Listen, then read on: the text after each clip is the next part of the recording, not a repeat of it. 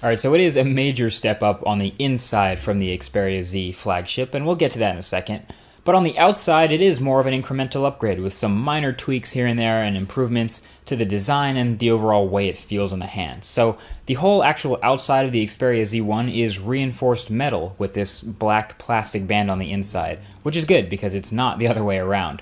Now the buttons on the side of the phone I think are really well placed, especially for smaller hands. They're in the right spots, and with the typical Sony full edge-to-edge glass on the front and the back of the phone, it does have two effects. One, it makes the phone feel super premium and high-end in the hand, expensive even. It's actually heavier. But number two, it makes the phone feel actually a little bit more delicate. The metal doesn't quite wrap around to the front or the back, so if you drop this phone on either of its faces, it will hit glass. So I kind of got these mixed feelings holding it in the hand. It doesn't feel bad by any means, but just like the Nexus 4 and the iPhone, it naturally made me more careful not to drop it. So a lot of people are going to love the look of and just the pure aesthetics of the Xperia Z1, and that's great because it's a really good looking phone.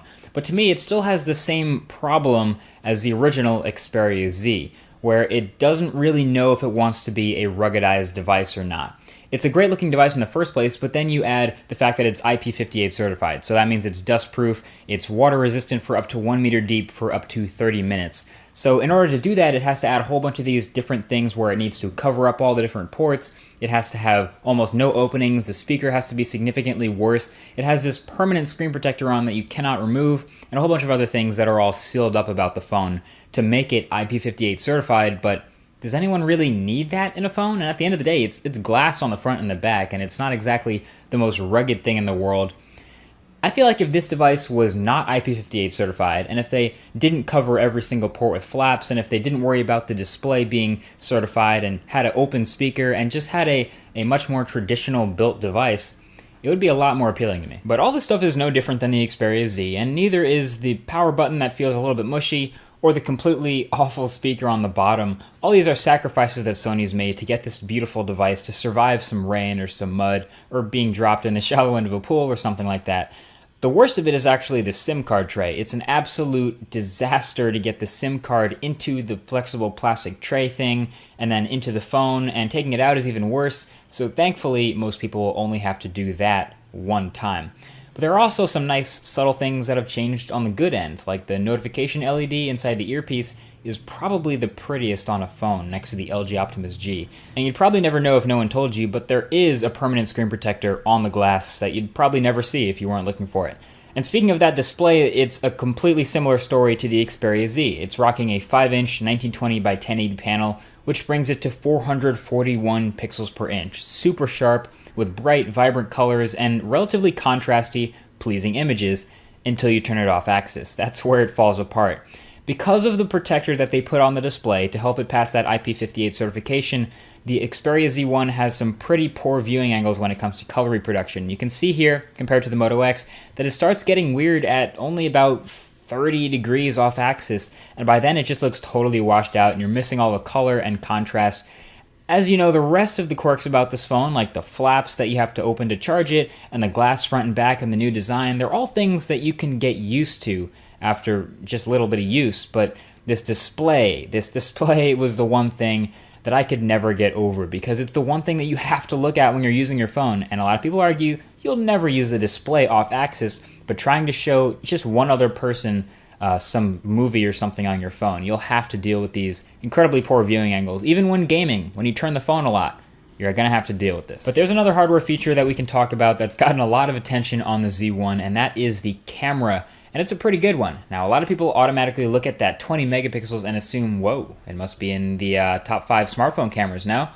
It's actually not, but don't get me wrong, it's not bad at all. It's like number 6, but it has its pros and cons. But first I want to say that this phone has just about the perfect button layout for taking pictures, like a mouse. So anyway, opening up the camera app from any shortcut, first thing you'll notice is the viewfinder frame rate is very high, and it takes you into Sony's superior auto mode by default, which is supposed to choose the best photo mode to use by evaluating the situation. But it turns your image size down to 8 megapixels and turns the image stabilization off by default, which is weird. So I always get in the habit of switching to manual mode and turning it to 20 megapixels and turning the software stabilization on. Now the phone's camera actually has a pretty big sensor, bigger than the one in the Galaxy S4 and in the iPhone, so if you want to take that for granted, it does give you a nice shallow depth of field. It also has a benefit of Sony optics, and Sony, like we know, makes great cameras, so that should be all good there, but the images were decent at best. They're not going to shock anyone that you took them from a camera phone or anything, mostly because the image processing is meh and the colors really aren't that vibrant. They sometimes look a bit dull, but the sharpness is definitely there, and the focus was pretty accurate in regular light, so they tend to look alright. The camera really struggled though in low light. I have to mention that the very colors and the artifacts and the noise patterns in low light were just really bad. The flash didn't help either, so there's no real optical image stabilization. So it's really not that good in low light, but lucky for us, Sony has put a lot of effort into the Xperia skin, and the camera is one place where you can really see a lot of it in action.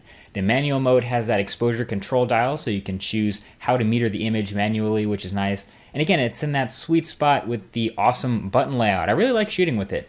Future software updates, in addition to the one that the phone's already received, can probably work on processing the images a bit better though. But as of right now, the camera is just pretty good, not the greatest, as a lot of people expected it to be, but I have a full sample image gallery linked right below that like button if you want to check all those out. Now the rest of Sony's Xperia skin is very familiar if you've used any other Sony phone, and it's obvious that Sony is putting a lot of effort into improving this and making it a better usage experience. It's running here on top of Android 4.2 Jelly Bean, and since this phone is rocking a Snapdragon 800 processor, yes, it is a great performer. Like, it crushes through benchmarks, browses the web super smooth and very fast, and is just all around, rarely stutters at all, like you would expect from a Snapdragon 800 device. And as responsive as this software is, they've really added a lot of stuff. One example to take advantage of the larger display is the smaller windowed apps that we've seen on other big screen phones. They come from the multitasking menu here, and there's only a few of them, but it's a step in the right direction, and hopefully other apps will be able to plug into this in the future. And there's also the menu dedicated to power saving that Sony's added in. It seems that they were very concerned with battery life when they made this phone.